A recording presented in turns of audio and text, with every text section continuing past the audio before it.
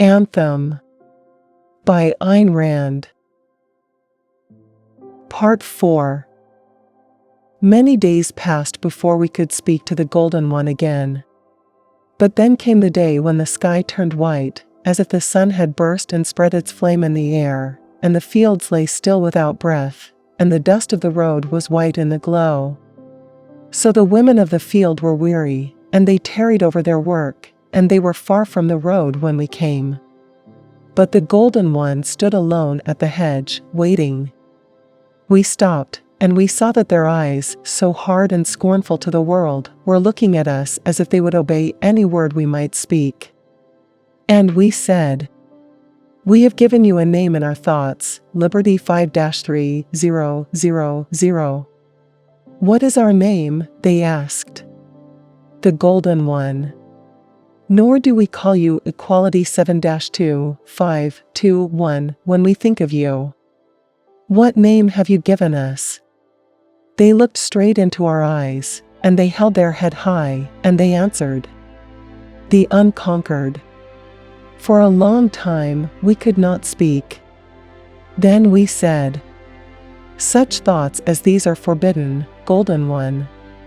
But you think such thoughts as these, and you wish us to think them."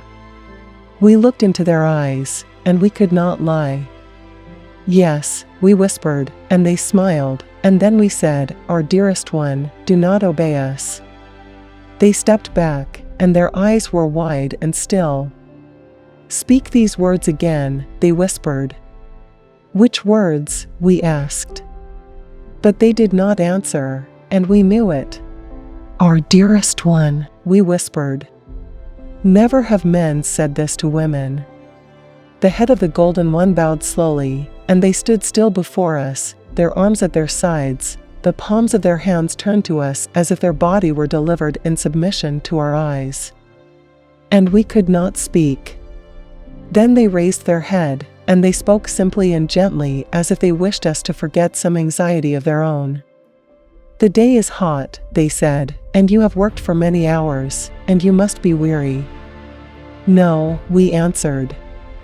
"It is cooler in the fields," they said, "and there is water to drink." "Are you thirsty?"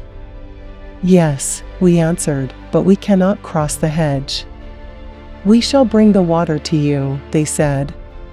Then they knelt by the moat, they gathered water in their 2 hands, they rose, and they held the water out to our lips. We do not know if we drank that water. We only knew suddenly that their hands were empty, but we were still holding our lips to their hands, and that they knew it, but did not move. We raised our head and stepped back. For we did not understand what had made us do this, and we were afraid to understand it. And the Golden One stepped back and stood looking upon their hands in wonder.